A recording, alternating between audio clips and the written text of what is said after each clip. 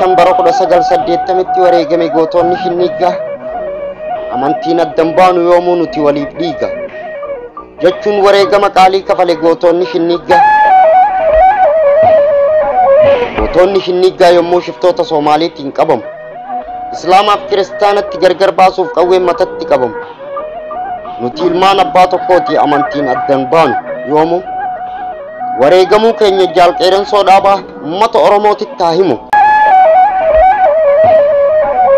jechuun wareegame gootonni Shinnigaa seenaan haa yaadatu. Namni sadarkaa jaalaa beeku diinaaf dabarsee walin laatu. Jaala jechuun nama atin du'in naatu du'aa jedhee du'aaf of laatu. Waliif wareegama waliin wareegamuus taatu. Wareegamni gootota Shinnigaa tokkummaa Oromoo diinallee barsiise. Jaalalaaf tokkummaa Oromoo kan dur caalaa cimse. Jaallan Shinnigaa amantii wal qoodee yoom diinaaf wal dhiise. Yommuu shiftoonni Soomaalii bakka lamatti qooduuf godhu yaalii Islaamaaf Kiristaanatti gargar baasuu dadhabnaan fixe shiftoonni Soomaalii qabsaa'ota Oromoo fi Oromiyaaf qabsaa'e hayyootaaf gootota qaqqaalii.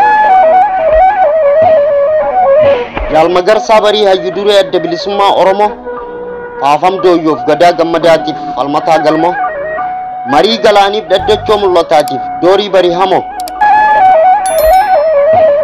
Abbaa Xiiqii Insarmuu yookaan Abboomaa Mitikko irra aanaa Qacaleef Daddachoo boruu yoomiyyuu hin arku. Shiftoota Soomaaliif fixe hayyootaaf gootota Oromummaa beeku. Bara 1980tti wareegamaan dhabne hayyootaaf gootota amantiin gargar baasuu dadhabnaan fixe hayyootaaf gootota. Ebla 15 gaddaan yaadachuun Oromoo hunda biratti dirqama dhalootaa. Qaama jaallan wareegamee nuti dhaloonni qubee yoomiyyuu hin nyaannu. Oromoon tokko lagaan kutaan amantiin yoomiyyuu hin qoonnu. Ilmaan Oromtichaa Booranaaf Bareentu adda qoodu eenyu?